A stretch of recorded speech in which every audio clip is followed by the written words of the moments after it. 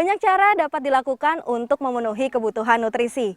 Menanam sayuran organik di pekarangan rumah bisa menjadi alternatif. Dengan memanfaatkan pekarangan, makanan bergizi dapat diperoleh dengan mudah dari kebun sendiri.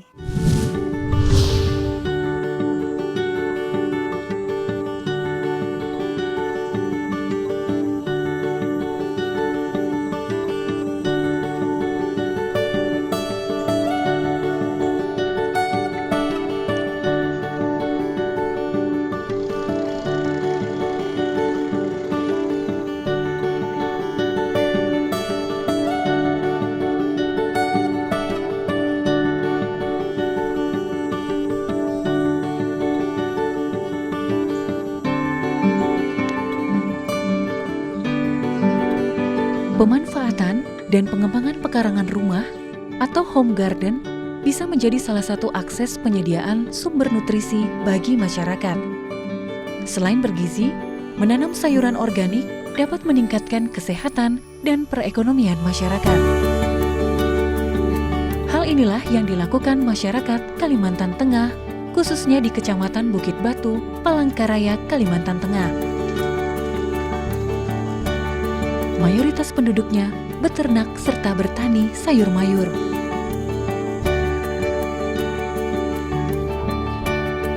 Karena kondisi tanah gambut, berpasir dan mengandung asam, beberapa kelurahan di Kecamatan Bukit Batu mengalami kesulitan untuk mendapatkan sayur dan bahan makanan bernutrisi untuk kebutuhan sehari-hari.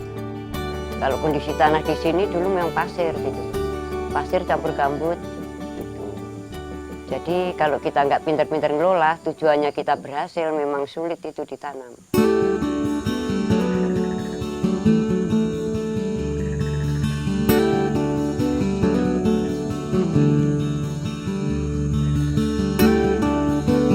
Lama banget prosesnya dulu, tahunan, nggak semudah itu. Cara membuangnya air gimana, air limbahnya itu, cara maritnya. Setiap dicangkul kan air terus, jadi sulit gitu.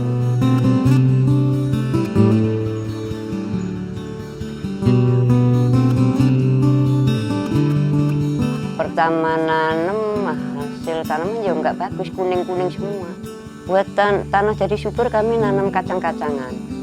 Kacang-kacangan rumput yang menjalar banget itu loh. Itu langsung kita cacah-cacah untuk ditimbun supaya jadi kompos ditimbun di dalamnya pasir itu.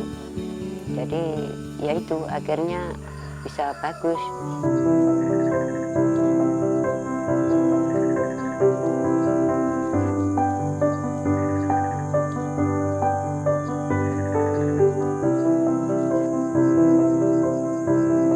And we have an interaction with the masyarakat, with the local community, and for some time, even before we were involved with the YUM, we could understand people saying, oh, it's so hard to do agriculture here in Kalimantan, there is lots of sand, we have to put a lot of chemicals, and the quality of the vegetables is not good enough. Many vegetables have to come from Java, and when they arrive, they already have, a layu.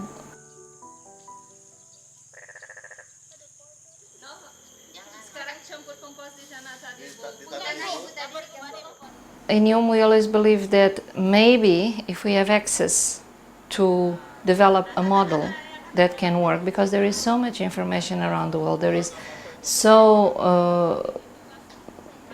many good results around the world with good techniques, and that we can do sustainable home gardens. There is concept about permaculture that is being developed. We thought, why not really try to develop a model that can work in these conditions?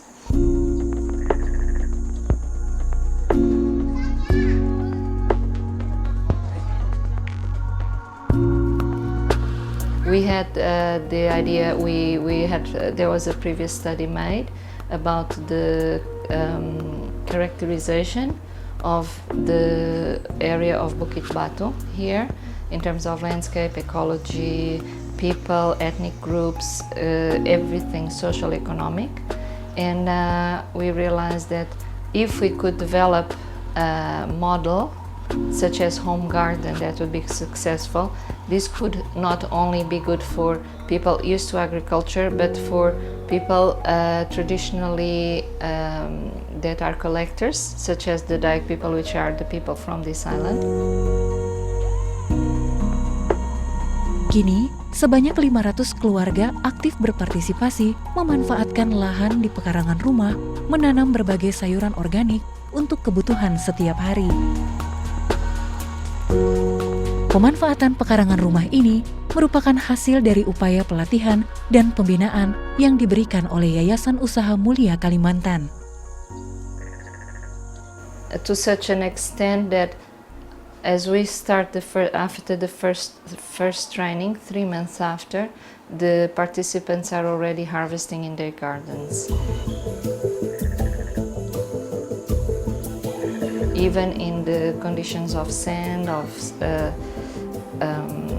acidity, I don't know if you realize acidity here is a very big problem because we have peat, we have sand, and every year after the rain, the pH drops again, even if you use chemicals. Nggak pernah. Makanya nggak pernah gatal-gatal seperti mereka yang kena biasa racun itu. Cukup nggak kelas.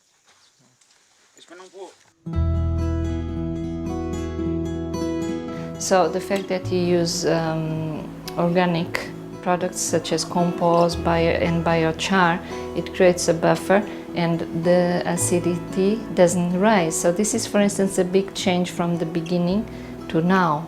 Now the home gardens, the pH is already neutral, which is one of the most difficult targets to achieve.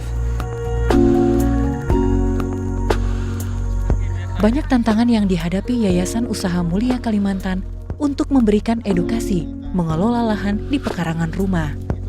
Kalau sudah mulai besar. In the beginning, people were very doubtful. Even our caretaker, he said, "No, that is not going to work."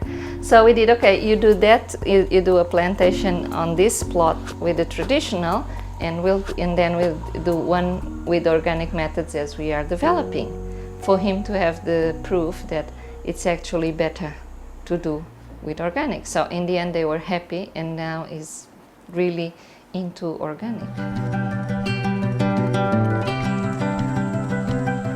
In the beginning was not easy, yeah.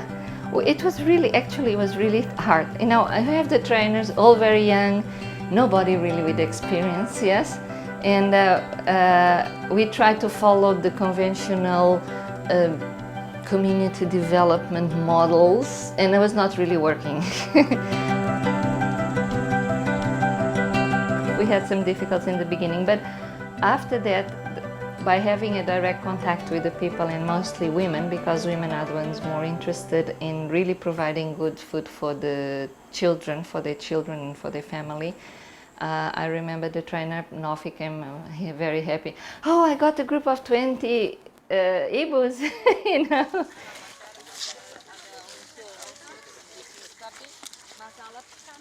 But once we had the first, second group and third groups, then we started to have people just wanting to participate because they could see the good results of the neighbor, and they would come and be part of the program. And at the moment we have 500 families active in the program. Tapi ya ini memang kuat kalau pakai sedikit teh. Ini masak Italia banyak pakai ini. Masakan Italia. Masakan Italia. Kalau mau masak spaghetti. Iya.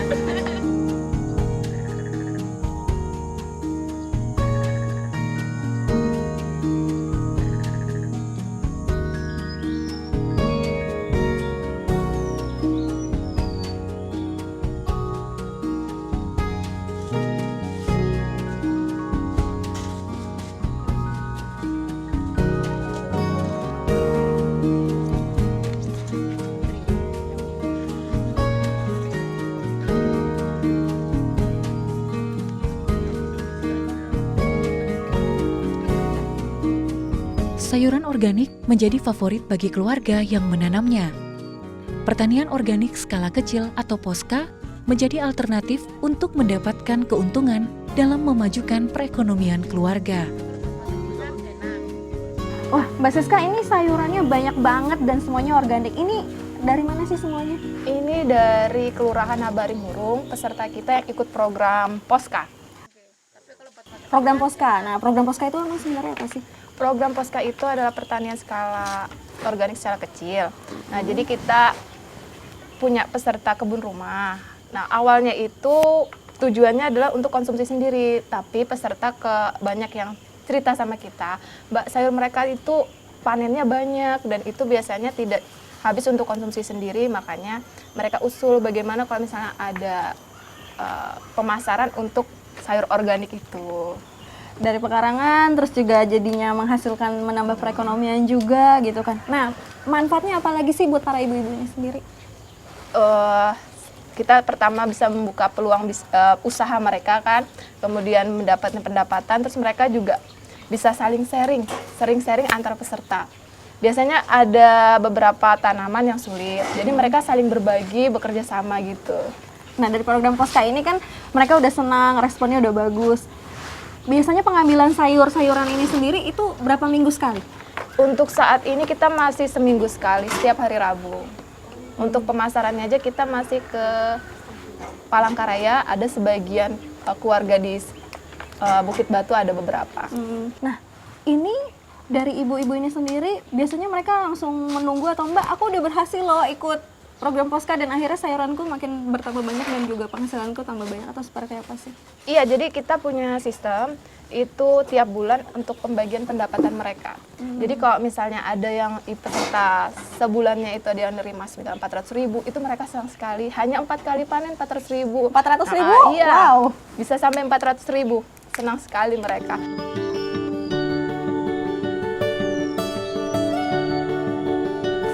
Saling bekerja sama, saling sharing. Responnya dengan adanya program Poska ini buat mereka apa? Respon mereka sih antusias ya, senang. Karena membantu ekonomi mereka juga itu yang paling utama, mereka senangnya di situ.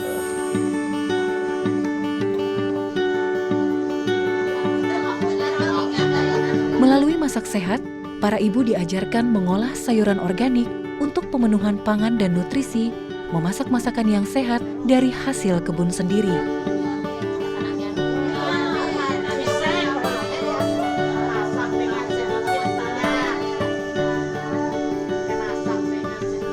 Pertama, mereka belajar tentang cara belajar berkebun dulu, membuat kebun rumah, sehingga mereka masuk di dalam program kebun rumah. Nah, ketika mereka aktif dan mereka sudah menghasilkan sayur-sayuran yang sehat, di sini kesehatan masuk untuk mengajarkan mereka bagaimana mengolah sayur-sayuran sehat tadi supaya nutrisinya tidak hilang.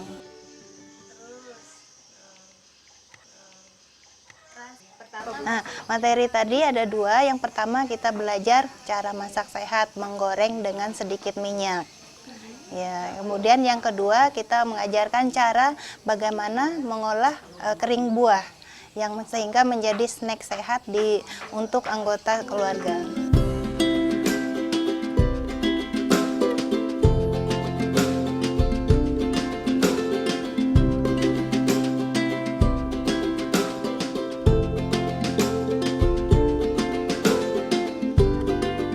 Bu Rosali, ini sebenarnya nama kegiatan itu lagi ngapain sih sebenarnya? Sedang belajar masak masak sehat.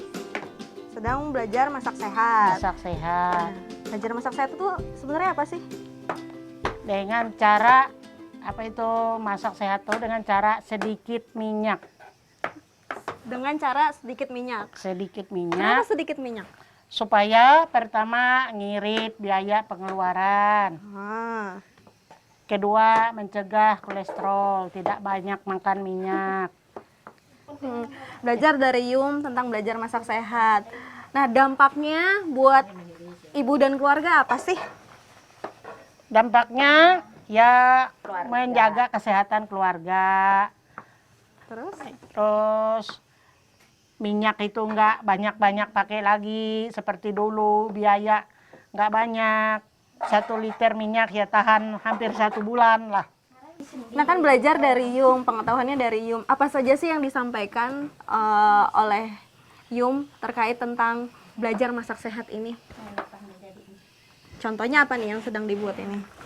Contohnya kita bikin makanan sehat itu ya seperti bikin anak-anak senang, orang tua juga senang. Yang kita bikin seperti bikin omelet, bikin apa itu namanya itu? Makanan ringan dari Makanan sayuran. ringan dari sayuran. Seperti kita bikin ini kan bikin dari pisang, dari nanas, dari kates, Iya. pepaya itu.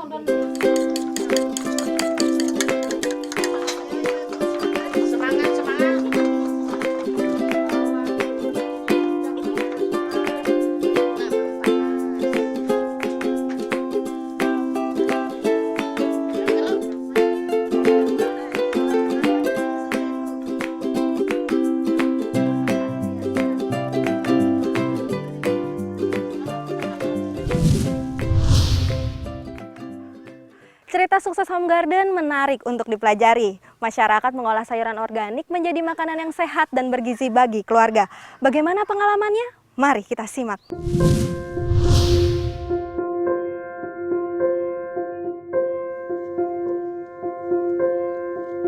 Atmini merupakan ibu rumah tangga yang setiap harinya memanfaatkan pekarangan rumahnya untuk ditanami sayuran organik.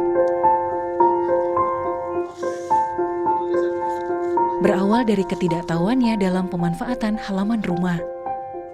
Kini, Atmini mengerti program home garden yang diberikan oleh Yayasan Usaha Mulia Kalimantan. Sebelumnya belum nanam. Ya ada program IUM ini saya ikutin, terus mengelola tanah semulanya dari pasir, gambut menjadi subur.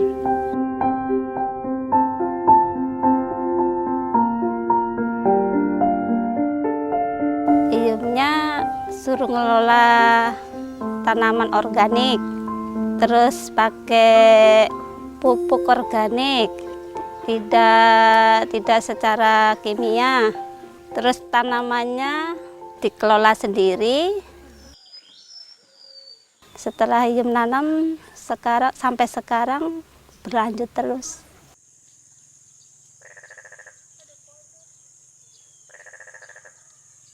Sejak tahun 2013, Atmini sudah tidak membeli sayuran untuk memenuhi kebutuhan hidupnya dan keluarga. Aktivitas harian Atmini lebih banyak dihabiskan di kebun sayuran organik miliknya sendiri. Bingung, Bu. Soalnya sayuran itu beli. Nah, yang dari beli itu uangnya nggak ada. Itu.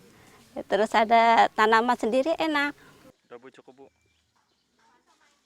Jadinya sekarang mengerti tentang tanaman organik. Tadinya tanaman sayuran ini tadinya beli, sekarang nggak beli. Terus mengonsumsinya secara segar, mengurangi pengeluaran dapur. Kini Atmini mengerti keuntungan mengolah kebun sendiri dan manfaatnya bagi kesehatan keluarga. Tadinya nggak bisa mengerti, jadi mengerti menanam tanaman secara organik. Terus sekarang jadi mengerti.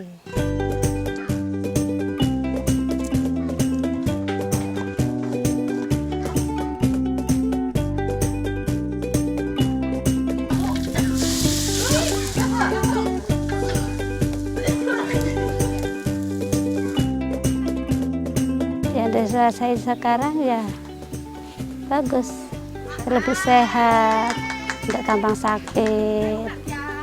Anak-anak jadi suka sayur yang segar.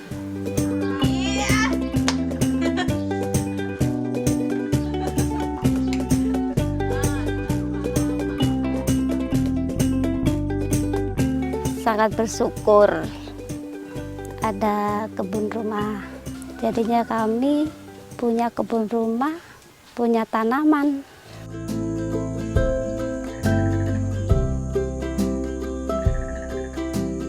Contoh lainnya adalah keluarga Aida. Dulunya, Aida hanya tahu menanam tanaman yang mudah dan sederhana. Ya Ya sering kita tanam, cuma tanam singkong. Tanam singkong, segala pisang aja kita tanam, nggak pernah nanam yang lain. Oleh kita kan tanahnya kita juga. Jadi kita kan oleh yang ada dari Yum nih kita coba gitu. Ternyata kita berhasil lah gitu untuk makan sendiri.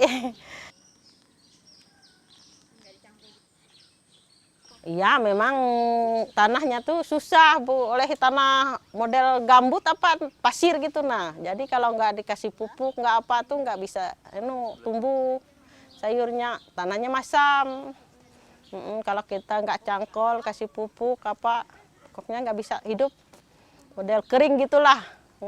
Kalau kasih singkong kan bisa ambil daunnya, ambil buahnya. Bisa kalau singkong, kalau yang lainnya itu nggak bisa kalau nggak kasih segala kapur. Setelah mengerti tujuan dan manfaat dari home garden, kini Aida tidak pernah membeli sayuran di pasar. Semua kebutuhan sayur cukup dipenuhi dengan memetik sayuran di kebunnya sendiri. Mana kita nggak beli sayur, nggak kita buang uang untuk kita kan supaya kita vitaminnya nggak yang kena racun gitu kan. Organik, pupuknya semua organik gitu, nggak yang sebagai kayak untuk bahan kimia. Belanja, beli sayur di pasar, beli lombok di pasar, beli pokoknya sayuran tuh dibeli di pasar semua. Kalau sekarang kita nggak lagi beli. Ada kebun sendiri, enak langsung petik sendiri gitu. Sayur organik yang dihasilkan dari kebun sendiri memberi dampak positif bagi Aida dan keluarga, terutama bagi anaknya yang menjadi gemar makan sayur. Saya suka masak sama ibu karena ngambil sayur dari kebun rumah. Lebih suka makan sayur karena rasa sayur itu enak. Dari pekarangan rumah menjadi kebun sayur, itulah yang dilakukan masyarakat di Kecamatan Bukit Batu. Sayuran organik menjadi pemenuhan nutrisi dan meningkatkan perekonomian keluarga. Dengan sikap terbuka untuk belajar dan kemauan yang kuat untuk menjadi lebih baik, warga Kecamatan Bukit Batu menunjukkan bahwa pekarangan rumah berpasir gambut bisa diolah. Kini harapan banyak pihak dapat menularkan ke sekitar wilayah mereka dan bahkan ke daerah yang lain yang lebih luas lagi. Pekarangan rumah menjadi alternatif bagi warga yang ingin membuat kebun yang bermanfaat bagi keluarga. Selain keuntungan ekonomis, kebun sayur keluarga juga turut berperan menjaga kesehatan keluarga dan memberi manfaat psikologis.